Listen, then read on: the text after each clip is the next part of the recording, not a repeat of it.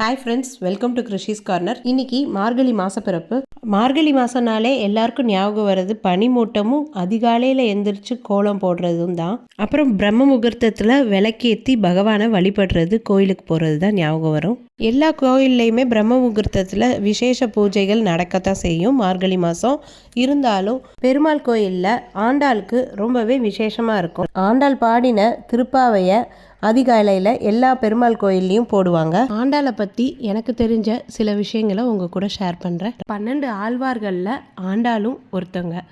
அவங்க ஒருத்தங்க தான் பெண் ஆழ்வார். ஆடி மாதம் பூர நட்சத்திரத்து அன்னைக்கு ஸ்ரீவில்லிபுத்தூரில் இருக்கிற ஒரு நந்தவனத்தில் துளசி செடி பக்கத்தில் லக்ஷ்மி தேவியே ஆண்டாளா அவதரிச்சிருக்காங்க. நம்ம பெரியாழ்வார் அந்த பக்கம் போனப்ப இந்த குழந்தைய பார்த்து எடுத்து வளர்த்துருக்கார். விஷ்ணு சித்தரான நம்ம பெரியாழ்வார் அவங்களுக்கு கோதைன்னு பேர் வச்சு விஷ்ணு புராணத்தை கற்றுக் கொடுத்துருக்காரு. சிறு வயதிலிருந்தே விஷ்ணுவை பற்றி தெரிஞ்சுக்கிட்டதுனால அவங்கள மேலே அதீத பக்தி வந்தது மட்டும் இல்லாமல் அவர் தான் நமக்குரியவர், நம்ம அவரை தான் திருமணம் செஞ்சுக்கணும் அப்படின்னு ஆண்டாள் ஆசைப்பட்டாங்க. பெரியாழ்வாருக்கு தினமும் பூ மாலை செய்து அதை ரங்கமன்னாருக்கு சாத்துறது தான் அவருடைய முக்கிய பணியாக இருக்கும். இப்படி கோயிலுக்கு பெரியாழ்வார் தினமும் செய்கிற அந்த மாலையை அவருக்கு தெரியாமலே ஆண்டாள் எடுத்து தன் மேலே அனுபவிச்சு நம்ம கண்ணனுக்கு பொருத்தமானவளாக இருக்கிறோமா அப்படின்னு கண்ணாடியில் பார்த்துக்குவாங்க. பார்த்துட்டு தெரியாமலேயே மறுபடியும் போய் அந்த மாலையை இறைவனுக்கு வச்சிருவாங்க.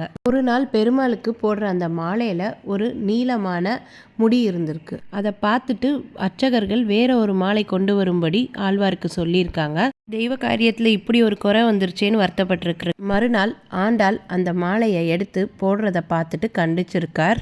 அன்னைக்கு இரவுலேயே பெருமாள் பெரியாழ்வாரோடைய கனவுல வந்து ஆண்டாள் அனுபவிச்சு கொடுத்த மாலை தான் எனக்கு வேணும்னு சொல்லிட்டாரு. அன்றிருந்து ஆண்டாளை சூடி கொடுத்த சுடற்குடியே அப்படின்னு சொல்லுவாங்க. அன்று இருந்து பூமாலை மட்டுமின்றி பாமாலையும் சூடி மகிழ்ந்தார்.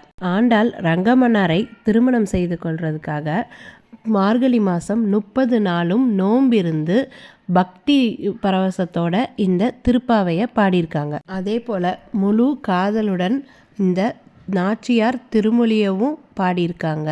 இந்த தெய்வீக திருமணத்தை பற்றி ஆண்டாள் தன் அப்பாவான பெரியாழ்வார்கிட்ட சொன்ன போது அவர் பல்லக்கில் தூக்கிட்டு வந்திருக்கார் ஆண்டாளை. இதை கேள்விப்பட்ட பாண்டிய மன்னர் ஸ்ரீவில்லிபுத்தூர்ல இருந்து ஸ்ரீரங்கம் வரைக்கும் அலங்கரித்து அழகு பார்த்தார். பங்குனி மாதம் உத்திர நட்சத்திரத்தில் ரங்கமன்னாருக்கும் ஆண்டாளுக்கும் திருமணம் சிறப்பாகவே நடந்தது.